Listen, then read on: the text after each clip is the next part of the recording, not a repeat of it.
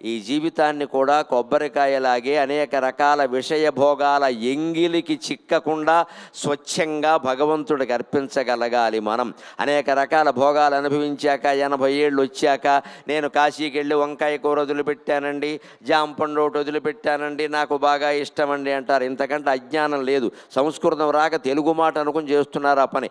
కాయాపేక్ష ఫలాపేక్ష వదిలిపెట్టమని చెప్పారు. కాయ అంటే వంకాయ జామకాయ కాదు, తెలుగు మాట కాదు ఇది. కాయం అంటే శరీరం. ఈ శరీరం మీద అపేక్ష వదిలిపెట్టమని అర్థం. అక్కడ వంకాయలు టెంకాయలు ఎవరన్నా వదిలిపెడతారు, శరీరం మీద అపేక్ష వదిలిపెడతారు.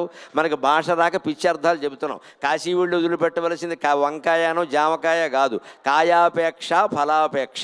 కాయం అంటే శరీరం. నీ శరీరం మీద నీకుండే పిచ్చి వ్యామోహం వదిలిపెట్టు. ముందు బ్యూటీ క్లినిక్ వెళ్ళడం, అద్దం దగ్గర 3 గంటల సేపు మేకప్ వేసుకోవడం మానై. అప్పుడు భగవంతుడు అర్థమవుతాడు ఖచ్చితంగా. ఇన్ని వేల మంది చూస్తున్నారు, లక్షల మంది వింటున్నారు కాబట్టి ఒక్క మాట చెబుతానమ్మ. నాకు ఇంగ్లీషు మాట్లాడటం ఇష్టం ఉండదు, కానీ మేకప్ అనే మాట కొత్త అర్థం ఏమిటో తెలుసా?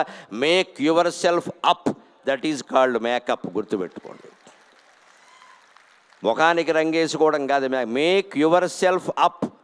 నువ్వు భక్తి టీవీ కార్యక్రమానికి రాని క్రితం 8వ తారీఖు ఎలా ఉన్నావు, 23వ తారీఖు ముగిసిన తర్వాత 24వ తారీఖు నీ ఉద్యోగంలో కానీ నీ సంసారంలో కానీ ఎలా ఉన్నావు? ఈ 17 రోజుల్లో నువ్వు ఉన్నతంగా ఎదక్కపోతే ఇన్ని లక్షల ఖర్చు దండగ అయిపోయినట్టే లెక్క. Make your self up, that is called makeup.